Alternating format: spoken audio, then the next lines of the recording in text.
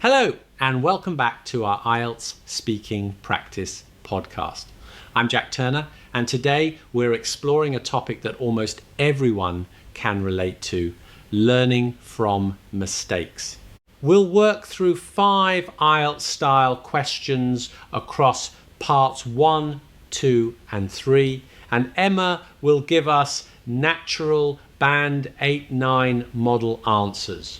After that, we'll look at 10 useful expressions, try a short speaking task, and finish with some natural ways to upgrade your responses. Emma, are you ready? Absolutely. I think this is a great topic because mistakes are part of everyday life, so there's plenty to talk about. Great, let's get started. Do you usually find it easy to admit when you have made a mistake? What kinds of mistakes do people often make when they are learning something new? Describe a mistake you made that taught you an important lesson. You should say what happened, why you made the mistake, what happened afterwards, and explain what you learnt from it. Do you think people learn more from success or from failure? Should schools encourage students to make mistakes? I'd say I'm much better at it now than I used to be.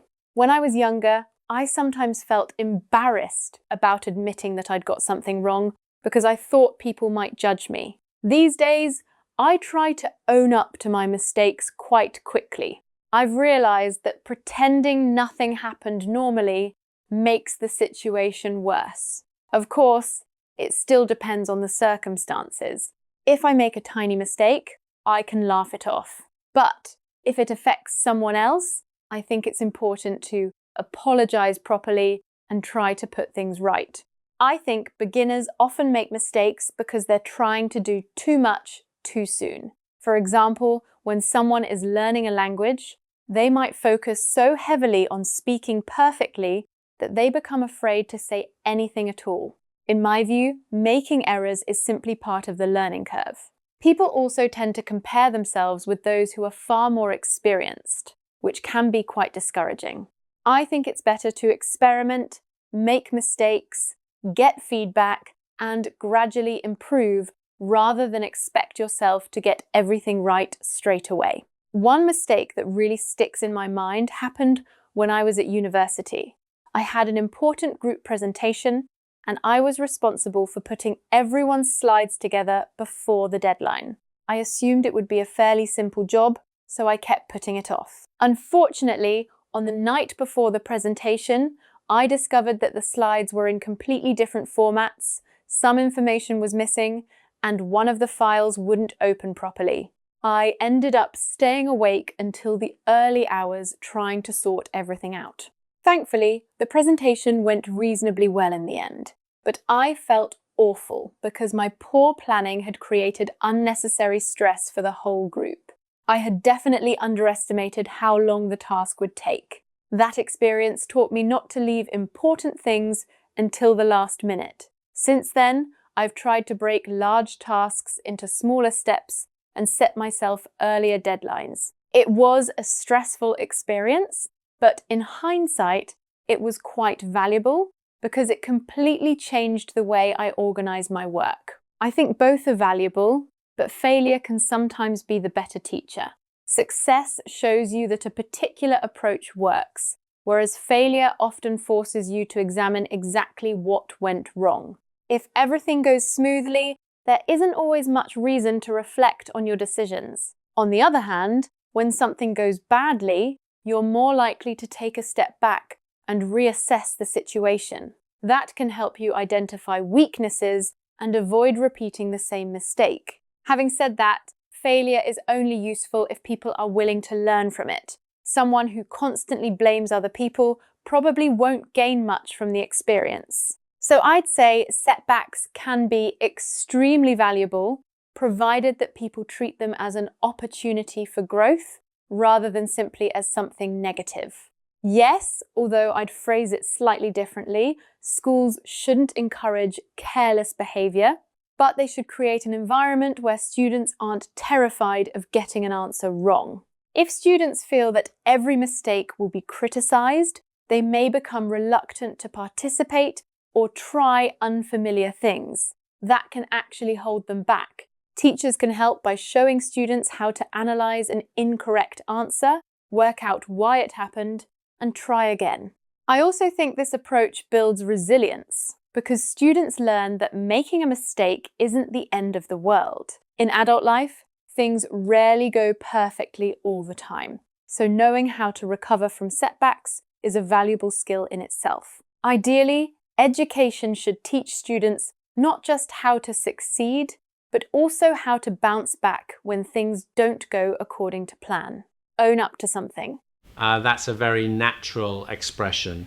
To own up to something means to admit that you did something wrong. It's particularly useful when discussing responsibility. It's better to own up to a mistake than try to hide it. It helps in IELTS speaking because it shows maturity and honesty, great for part 1 and part 3. Learning curve. A learning curve is the process of gradually gaining knowledge or skill through experience. It's useful for education, jobs, or hobbies. Making mistakes is part of the learning curve when you start a new job. It proves you can use abstract nouns to discuss progress or development. Straight away. Straight away means immediately. Using this phrase shows fluency and natural timing. Nobody expects beginners to get everything right straight away.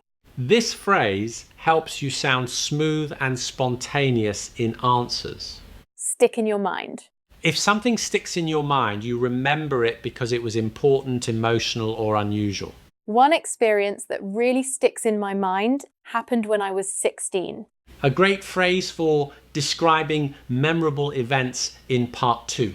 Underestimate. To underestimate means to think something will be easier or less serious than it really is.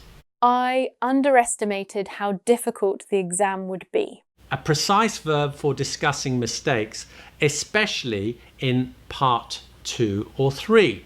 In hindsight. In hindsight means looking back on a past event with your current knowledge.